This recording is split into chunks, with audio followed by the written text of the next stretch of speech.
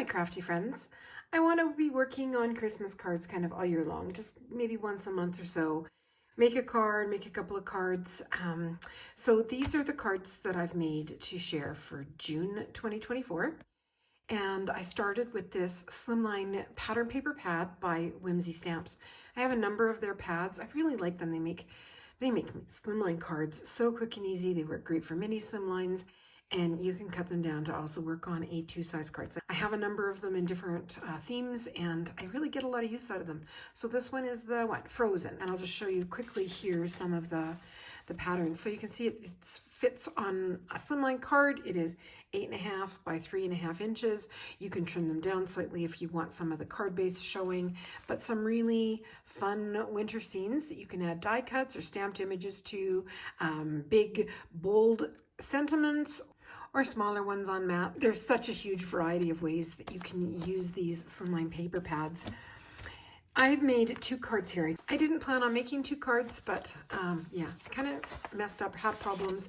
So I'll show you a card and then we can talk about my issues.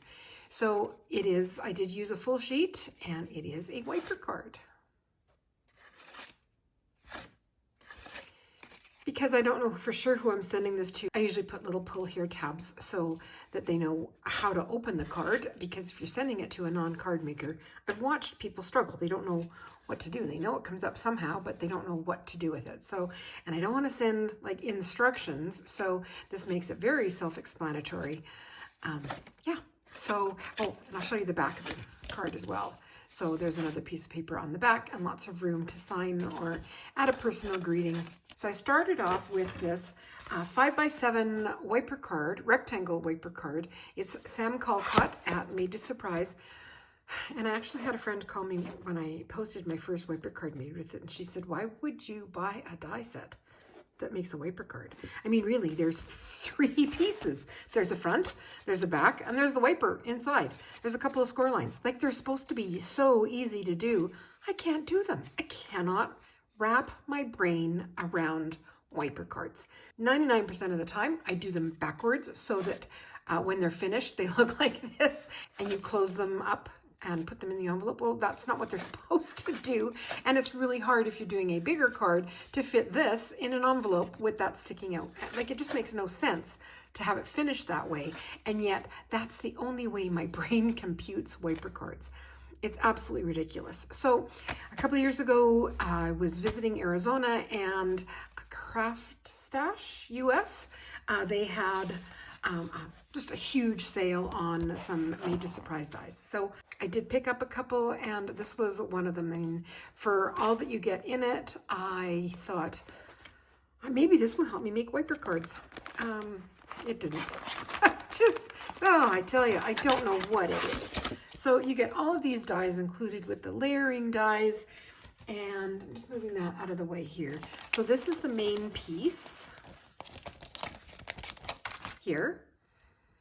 And I have made a number of 5x7s. They take me forever to do because, like I say, my brain just, I will stick it on, and then I have to like stick on the wiper piece, and then I have to pull it off because I put it in the wrong place, or I put it backwards, or for whatever reason.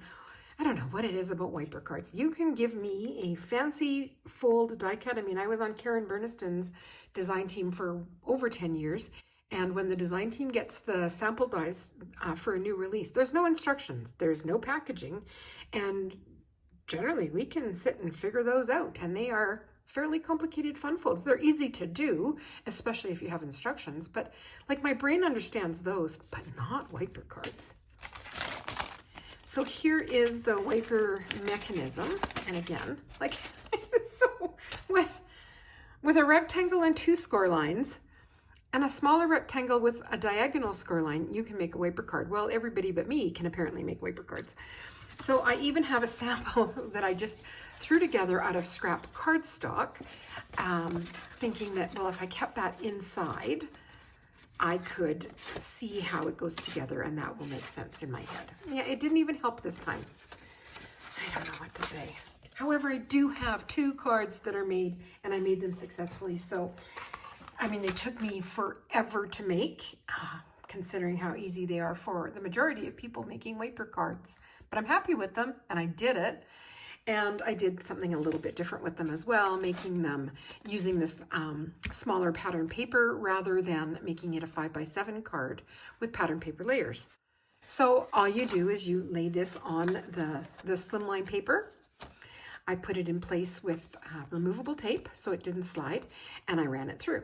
And I had the score lines on the right side. So then I had one piece done. Perfect. I pulled out the next piece of paper, and so again in my head I went, so then I pulled out the second piece, the back piece, and I thought, okay, it has to be opposite. So I turned this and I ran it through the die cutting machine and taped it down same as before, and then went to put it together and went, oh, they're both supposed to be on the right side, or they're both supposed to be on the left side. So now I have two pieces already cut that don't go together. So that's why I made the second card, because then it's absolutely the opposite. It opens the other way. There's the other piece of pattern paper. And so I was able to use all 4 of those sheets and make 2 usable cards. But I should have known at that point that it was going to go downhill, and it did. I can't tell you how many times I cut and glued this on, and I actually, you can see, I'm gonna, while I think of it now, but kind of barely fits in there. It does fit, it opens and closes, no problem. But I did cut, where's my little die here? Here it is. After I cut this from white cardstock, I did cut a good 1/4 inch off the top, and then I used a corner rounder to round it off. And then I used the layering die to cut it, and then I just trimmed it down at the little diagonal there so that it would fit on, and made it work that way.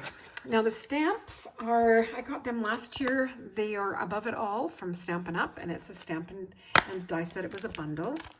And I have a sticker on there just so that if I take off that piece of plastic, I can find the clear acrylic piece. So this piece has got the plastic on it, and I don't usually take it all the way off, but if I do, I can find it on my stamping table. And then there's all the dies. So some of the dies you can use independently, some cut out the stamped images. And the reason I got it, I'm not a skier, but we have a lot of skiers in the family. I have a lot of friends who are skiers and who have winter birthdays. So I thought, oh good, I'll use it for that. But we do have, like the Sunshine Gondola, for instance, goes up Sunshine Mountain in the late spring, early summer. You have to reserve tickets, and then you can walk around on top of the Sunshine Ski Hill, and the wildflowers on the top of the mountain are all in bloom. And in Banff, we have the Tunnel Mountain Gondola, and it takes you up to the top of Tunnel Mountain, and you can walk around the top of the mountain there, and there's like a gift shop and a little restaurant. And yeah, so I figured because I live in the Rocky Mountains, this would be a fun set that I can use all year round. So that was my thought process when I bought that, and I really am happy with that stamp set and die set. And then Karen Burniston's crosshatch labels, that's what I used for the sides here. Now I've done this before where I used mini slimline, or rather slimline pattern paper rather than a 5x7, and I had a little rectangle for the pull, and I did like that better. But you know what, you got to try stuff, and it actually makes them fit a little bit better in the slimline envelope, which is actually a number 10 business envelope. So I just like that little bit of extra room in there. And when I go to send the cards, of course it won't be till Christmas time, I'll have my Christmas papers out, and I will probably cut a 4x9 inch piece of a pattern paper that I'm not crazy about and add it inside so that there's a little bit more stability in the envelope, and the corners or the sides don't curl up. So that's that. And then that pull here, that is push here. Look at how yellow those stamps have gotten. That's from Lawn Fawn, and I keep it out of direct sunlight, but they've really gotten yellow. They still work fine. So lots of different for interactive cards. I've had that for a number of years. I think I got it when it first came out because making so many interactive cards, I knew it would come in handy. And then the snowflake peel-offs. So they are peel-off stickers. Let me just pull it here. And these ones I probably got from Elizabeth Craft Designs. I don't think they're carrying peel-offs anymore. Ecstasy Crafts in Ontario carry them.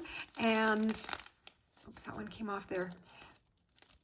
Oh, it doesn't want to go back in. Stamp On It in the US carries peel-off stickers as well. So You just peel off the sticker and add them on, and they've got nice metallic colors. Like I get a lot of use. There's so many on a sheet. I can kind of use as many as I want on a card. I don't have to caution myself not to use too many. I used some of the stamps on the envelope and added kind of movement lines with a pen.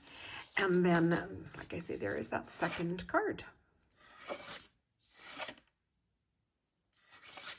So they're both just a little bit different, and that again comes from my error in placement.